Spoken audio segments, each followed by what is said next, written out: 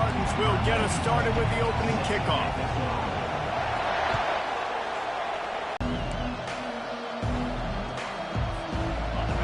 This crowd bringing an ear-splitting welcome to their visitors.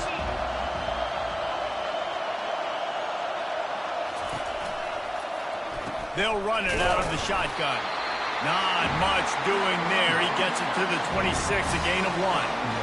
One of the offshoots of expansion, particularly in the Big Ten, was how viable could the ACC remain, and it just sort of ramps up the stakes when they meet on the field. Yeah, I think all of this conference realignment, all the money talk, the loss of rivalries, but it's the haves and the have-nots. And let's be honest, the SEC and the Big Ten are the big two gorillas, right? Anytime you can make a statement and dent these two big powerhouse conferences. And they'll do more than move the chains. They'll move that thing more than 30 yards down the field before he's finally stopped.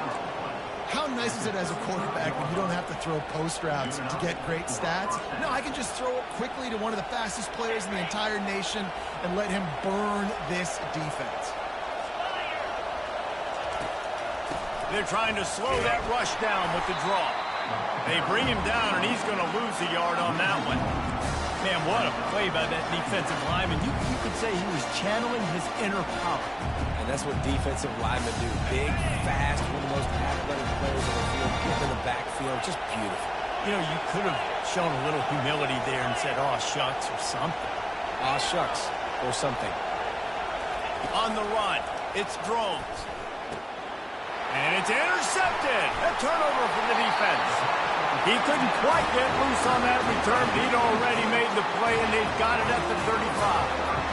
And how about that play by the defense here early in this game opening drive, facing one of the best quarterbacks in all of college football, and they're able to get an interception. That is going to be massive for their confidence in this game. Here comes the offense on first down.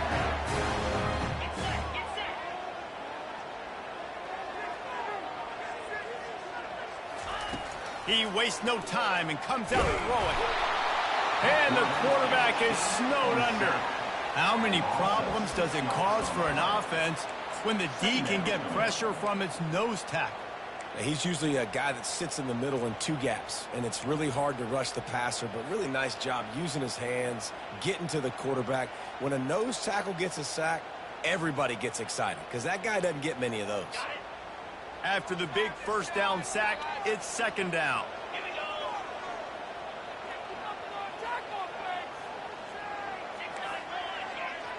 Quarterback changing the plays at the line. The give to the back. He's got a yard out to the 30-yard line. This offensive line better figure out a plan for this D tackle. He is tough to block with one guy. You might want to start double-teaming him. He's going to be a problem moving forward. You saw all of his ability on that last play. Now this offense facing a 3rd and long from their own 30.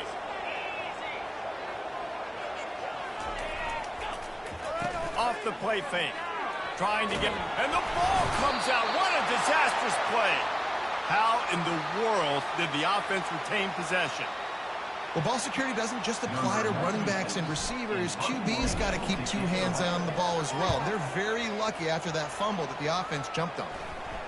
They barely get the punt out of their own territory. It'll be marked down just outside the 45.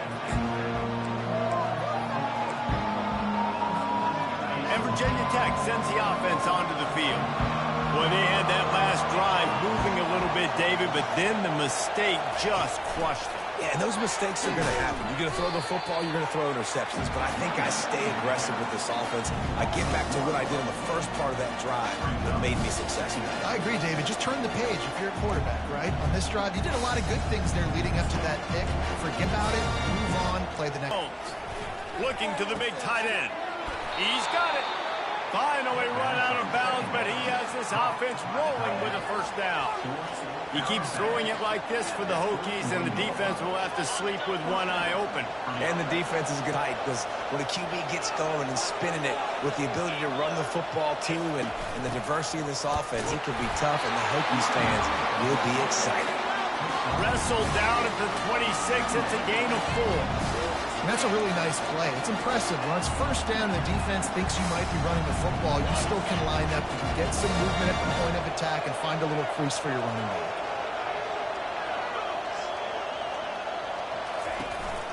The give from the gun. Past the first down marker and still running. Brought down to the ground, but he has enough for the first down.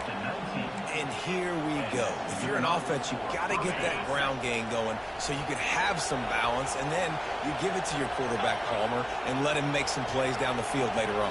Yeah, exactly. And coming into this game, this offense knew they were going to have to some way, somehow, at least establish a semblance of a running game for exactly what you just said. You got to be able to use play-action pass later in this game to get some explosive plays down in the field, and it's a play like that that we just saw, which can help them get that far. Going to work in the red zone, they can't pick up the first down without getting it into the end zone. He's got it on the move.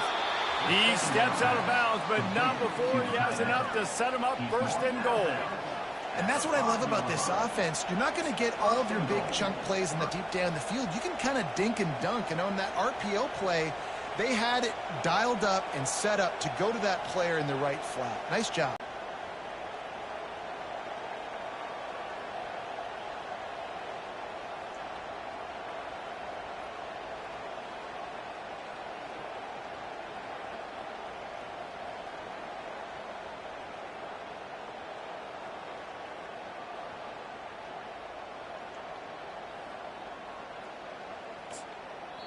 The defense going to stop the clock with it.